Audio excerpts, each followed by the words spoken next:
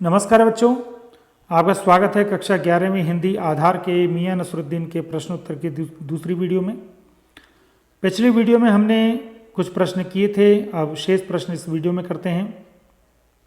प्रश्न है, पाठ में आए रोटियों के अलग अलग नामों की सूची बनाएं और इनके बारे में जानकारी प्राप्त करें।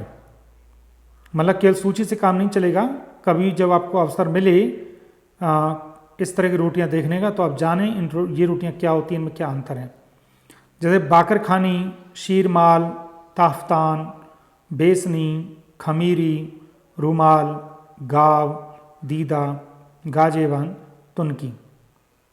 तो अपने परिवेश के मतलब अपने माहौल के ऐसे लोगों से मिलें जो इनके बारे में जानकारी दे सकें। भाषा के बाद मतलब इस पाठ में व्याकरण पर चलते हैं। 3-4 वाक्यों में अनुकूल प्रसंग तैयार करके नीचे लिखे वाक्यों का इस्तेमाल कीजिए। मतलब वाक्य प्रयोग है, मतलब पहली जो व्याकरण है इस पाठ की वो है वाक्य प्रयोग, और इन वाक्यों को लेकर के बनाना है। पंचहजारी अंदाज से सिर हिलाया, इसके ऊपर तो आप इसको करेंगे कि बूढ़े भिखारी ने पंचहजारी अंदाज में मुझे अपना आशीर्वाद देते हुए कहा, जा बच्चा, हमारी दुआ तेरे साथ है। इतने सेंटेंस को भी आप लिख सकते हैं। और पैसे अपनी झोली में रखकर आंखों के कंचे मुझ पर फेरता हुआ चला गया। मेरे साथी ने बताया पिछले 10 साल से ये ऐसी जगह भीख मांगता है। पहले इसके पिताजी भी मांगते थे और फिर ये आ बैठा उनकी ठिये पर। अच्छा, ये तीनों देखिए, तीनों वाक्यों का प्रयोग एक साथ कर दिया एक ही प्रसंग में। पंचहजारी अंदाज से सिर हिलाया, आंखों के कंचे पर फेर दिए और आ बैठे उनके ठिये पर। तो दोबारा देखिए, बूढ़े भिखारी ने पंचहजारी अंदाज से आशीर्वाद देते हुए कहा, जा बच्चा, हमारी दुआ तेरे साथ है, और पैसे अपनी झोली में रखकर आंखों के कंचे मुझ पर फेरता हुआ चला गया। अब दूसरा ही आ गया, 2 प्रयोग हो गए। मेरे साथी ने बताया कि पिछले 10 साल से यह इसी जगह भीख मांगता है। पहले इसके पिताजी मांगते तो फिर यह आ बैठा है उन्हीं के ठिये पर। तो ये तीनों जो आप मुहावरे मान लीजिए यहां पर प्रयोग कर दिया।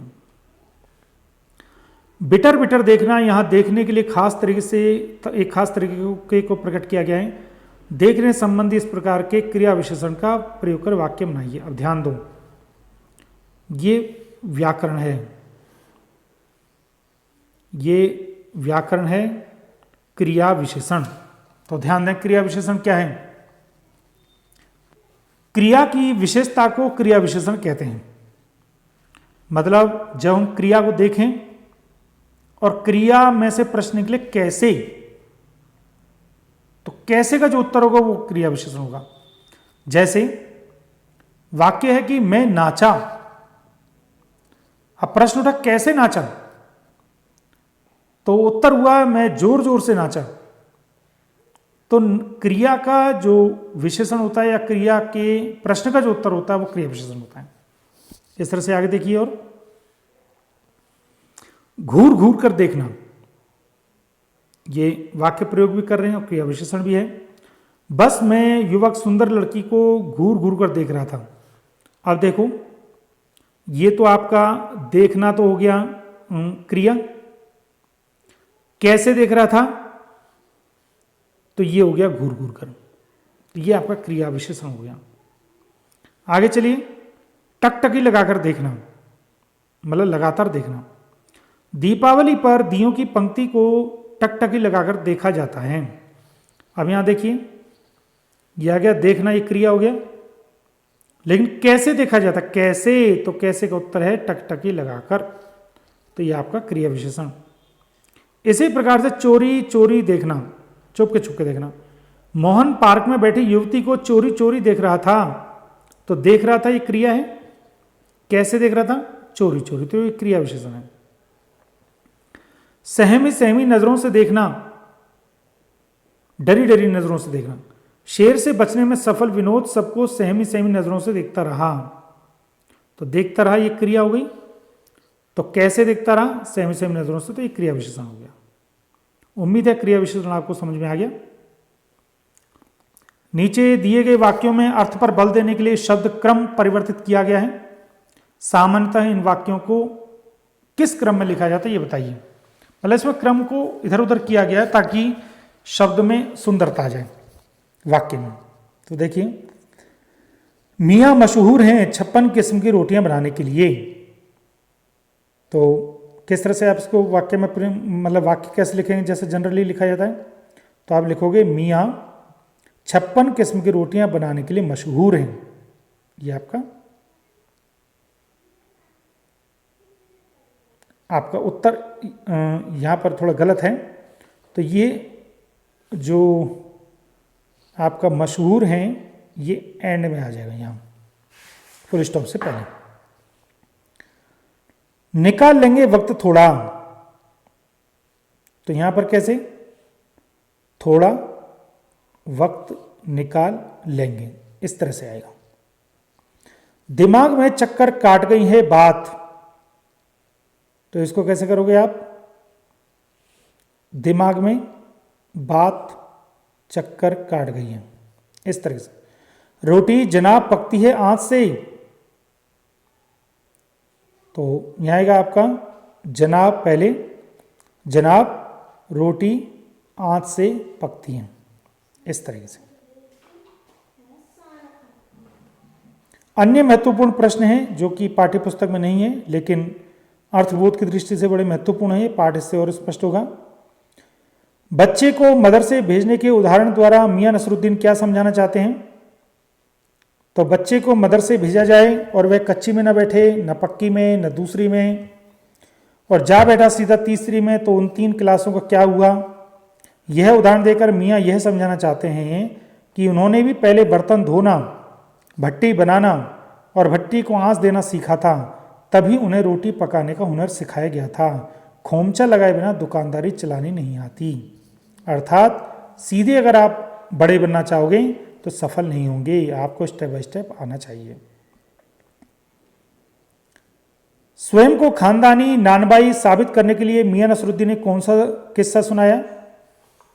तो स्वयं को संसार के बहुत से नानबाइयों में श्रेष्ठ साबित करने के लिए मियां ने फरमाया कि हमारे बुजुर्गों से बादशाह सलामत ने यूं कहा, मियां नानबाई कोई ऐसी चीज़ खिला सकते हो जो न आग से पके न पानी से बने। बस हमारे बुजुर्गों ने वे खास चीज़ बनाई, बादशाह ने खाई और खूब सराही। लेखक ने जब उस चीज़ का नाम पूछा तो वे बोले कि हम नहीं बताएंगे, मानो मैजिक किस्सा ही था, पर मियाँ से जीत पाना बड़ा मुश्किल काम था। तो ये जो प्रश्न है कि कौन सा किस्सा सुनाया, तो आप बताएंगे कि बादशाह सलामत वाला किस्सा सुनाया। पाठ के अंत में मियाँ अपना दर्द कैसे व्यक्त करते हैं।